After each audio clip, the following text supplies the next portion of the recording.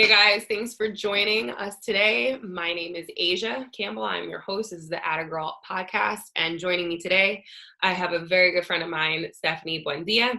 She is born in Queens, Flushing to be exact. She now lives in West Babylon.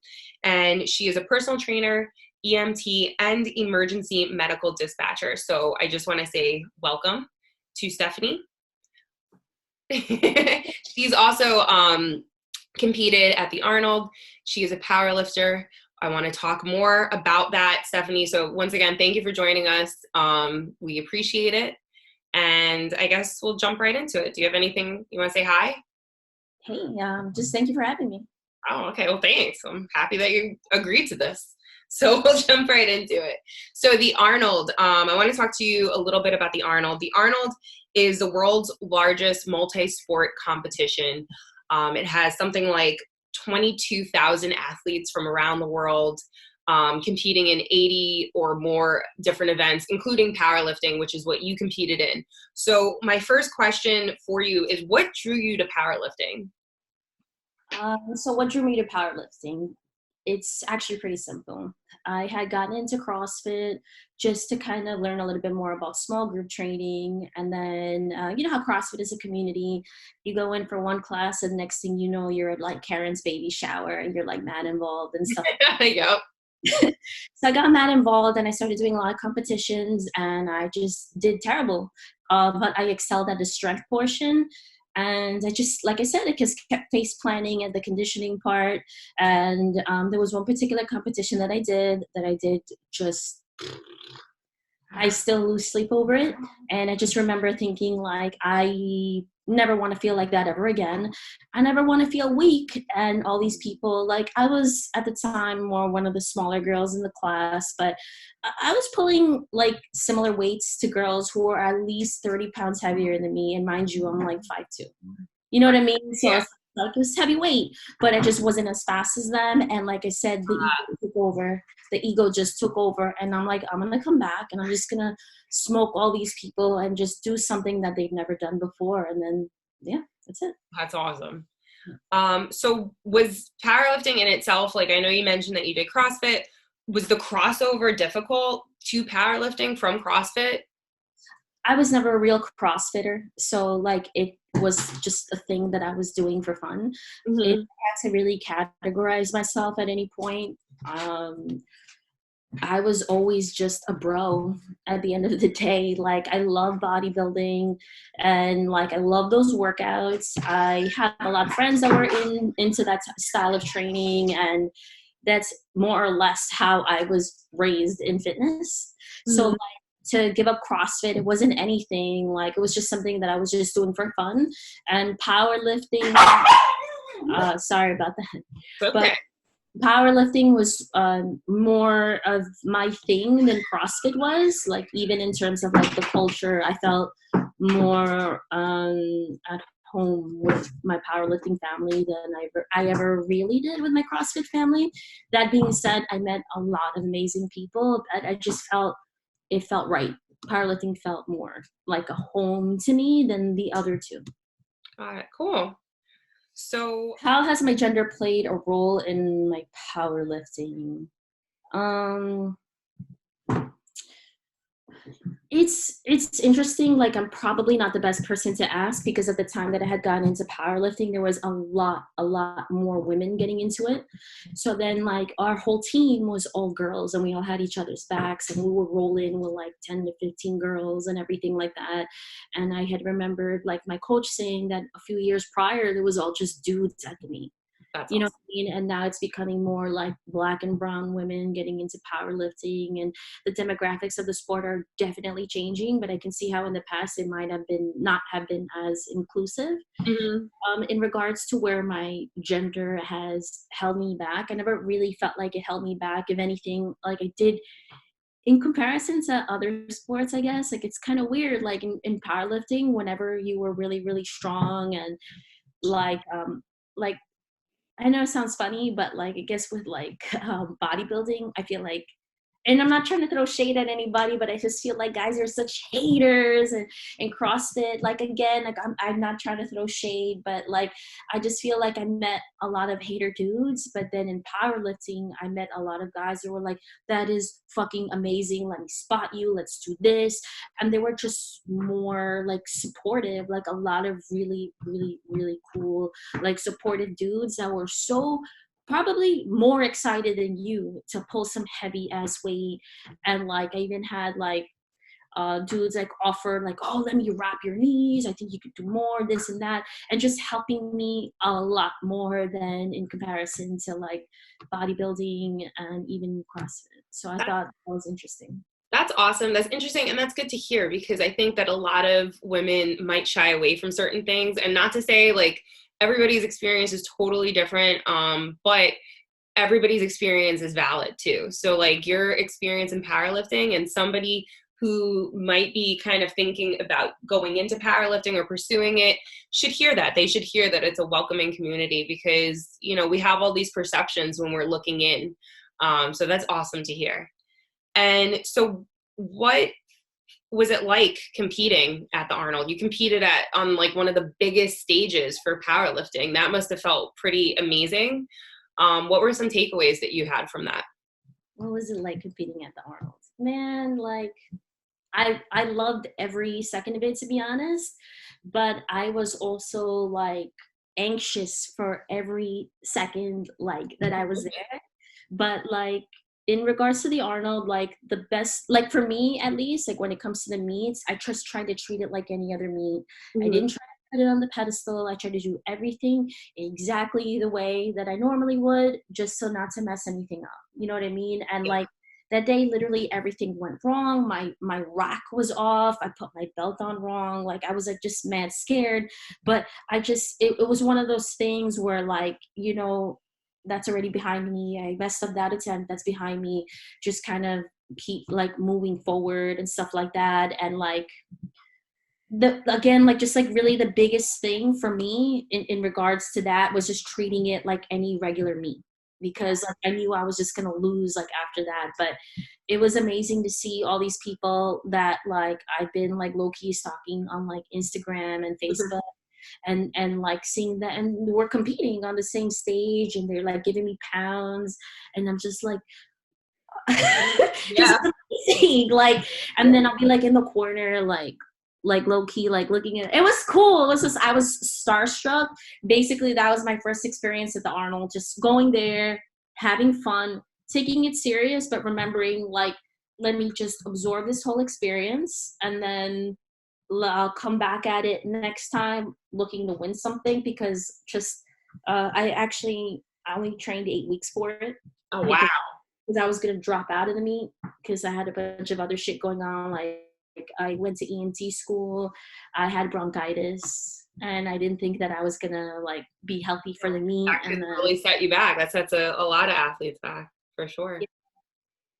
Yeah. That's awesome though. Like that you were on the same stage as some of the people that you had looked up to. Cause I think the perception is every single person on that stage is such a vet that this is just nothing to them. And I'm sure everybody has some level of nerves when they're competing. You know, even if you've done thousands of meets before that, it's different. if I could add one more thing too, Yeah. like for me, I feel like how do I put this? When I had first started powerlifting, I knew I wanted to go to the Arnold. Right? I started powerlifting and I was just like, I want to go to the Arnold. I'm going to do this thing. I'm going to compete in this fed because that's my goal, right? And I think I was training probably for like about 3 years of failed attempts at trying to make it to the Arnold. And all of my friends, I happened to train with some of the best people out there in Long Island, like if you Google it at the time when we were training, like Renee Garcia and like Katie O'Donnell, and they did some really cool shit. And I would just see friend after friend, like hitting these PRs, getting like nationally ranked and all this shit. And it just didn't come naturally for me. You know what I mean? Like, Yeah. I think I was naturally strong, but not that type of strong. So Mhm. like, 3 years of failed attempts, going at it, getting injured, getting sick, even up to the weeks leading up to the meet, thinking like, man, it's going to be another failed year. So like anybody who thinks that they can't do it or this or that, or they're not naturally strong, like I didn't wake up one day pulling 400, I'll put it that way. And I saw all my friends surpass me.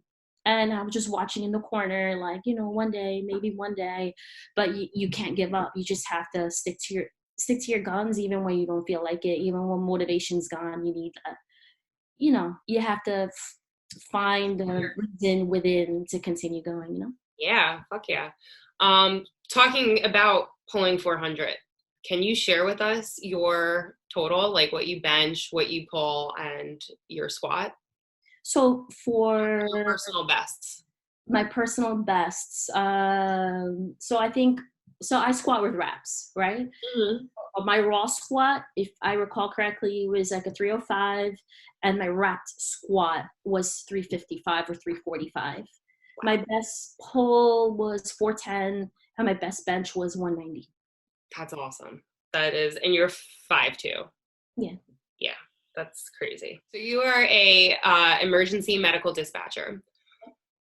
In the time that we're living right now, with this pandemic, with a lot of things going on, and being based in Queens, what's something that you wish the general public knew about your job, or in general, about dispatching, or when you call an ambulance? What do you wish they knew that maybe they don't?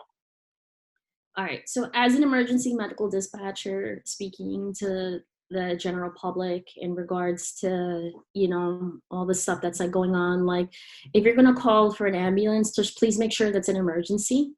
That's pretty much it. Like if you're really like, and when I say emergency, like, because I've been getting, I would have got calls from people that stubbed their toe last week and it still hurts, and they're calling an ambulance today. So all things considered, like the hospitals are bursting at the seams, and like all these like front, like what do they call us? What is that? Frontline worker is your frontline worker. That's what they say. That when you're busy working, we talk about you on the news and stuff all day long. If you want to do something nice for frontline workers, instead of like sending them pizza and sandwiches, just stop abusing the 911 system. Call for real emergencies. Do everything you can at home before calling 911. Social distancing, you know what I mean? Less people are dying because more people are staying in. It's not, like, just take it serious. That's pretty much it. And like, just call 911 for an emergency, like a legit emergency. I really cannot stress that enough, because you're wasting valuable resources. So while you're calling about maybe you coughed, but you can still breathe and talk and you're fine, and you don't have a fever, you're taking away resources from somebody else who's legitimately dying and sick. And because we sent an ambulance to you, we couldn't send one to them, and maybe they're, see what I'm saying? Like, yeah. your actions have consequences, and I just wish people would stop being like selfish. And I mean, I'm paranoid too about certain things, but just really step back and think about it. Take a more logical approach to, what's going on. I think that's sage advice. We're in this age of social distancing. This is like a powerlifter's nightmare, especially someone that deals with like heavy weights all the time, or most of the time, right? So what does training look like for you right now? What's taking through a day of training? So basically what training looks like for me right now is mostly just conditioning and more like high rep work, trying to maintain like my strength. But to be perfectly honest with you, I have not really been very motivated, you know what I mean? Like to train. And the only thing I'm really motivated to do these days is just kind of like bike ride, because I get to put like my headphones on, listen to music, and then just not really think about anything. You know what I mean? I'm not really too motivated to like lift weights in my bed, like in my living room and stuff like that. I'll try to go outside and like push the sled, but it's tough. You know what I mean? And like I see all like my trainer friends and stuff like that, and like they're doing their group classes, and like I should probably join one of those things for like motivation, because honestly, like I can't like seem to find it like on my own. I don't know. It's been honestly like really tough for me. And like, I feel like a lot of fitness people are not really expressing that, and they're Yeah. kind of going on business as usual, which is what I was trying to get at. And Yeah. I think it's really cool, like if you feel that way and you're still really motivated to train at home, I just think it's awesome.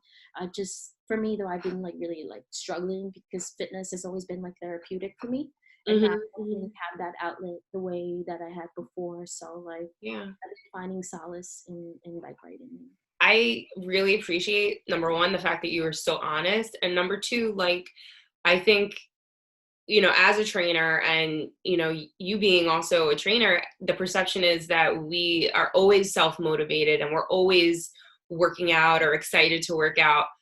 I don't always like to work out. There's some, and there are some days that I just give my body that day off because I know I'm not really bringing anything to the table. So I think that it's important that people hear that. Sometimes we struggle too.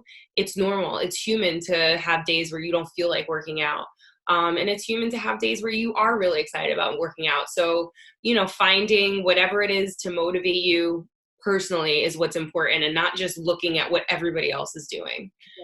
So I appreciate you sharing that with us. So now, we have some rapid fire questions for you. So I'm going to read the question, and you just, as I try to shift around over here, I'm going to read the question, and you just tell me the first thing that pops into your head. What are you listening to while you're training? Bad Bunny, El Alfa. Bad Bunny and who? El Alfa. Okay, cool. If you could have any superpower, what would it be? Super strength. I feel like you asked a powerlifter that is the right answer. And first thing you will do when quarantine is over? Hug my mom. There you go. I second that. I want to hug my mom. I'll hug your mom too, but I want to hug my mom and my dad. And mom's mad cool, yeah. Yeah, thank you. Well, thank you, Stephanie. I really appreciate you coming on the podcast. You are our inaugural guest. That is cause for celebration. And I also, let's get the party started. Let's bring the kids up. There we go, Pablo. And I also want to say happy birthday, because Stephanie's birthday is on Tuesday. So happy birthday, Stephanie. Thank you for giving us a gift on your birthday, which is this podcast. Any closing remarks? I'm so excited to be 25. I mean, it's going to be tough. It's been a weird year, but quarter century 2020, what a time to start it. Yes. Cheers to 25. That's so weird because I feel like we celebrated 30 something last year, but whatever. Quarantine rules. You throwing shade at me right now? Yes. Happy 32nd birthday to me. All right. Thank you, Stephanie. Where can people find you? What's your Instagram handle? _ Stephanie B, NYC, the Mean Queen. Come follow me for fitness tips and just lighthearted humor, some inappropriate humor, but that's fine because that's why we're friends, right? Yes, that is the only reason we are friends. All right, Stephanie. And if you want to reach out to Stephanie, I will supply her information on the screen below. Thanks for tuning in, guys. We will see you next time. That is a wrap.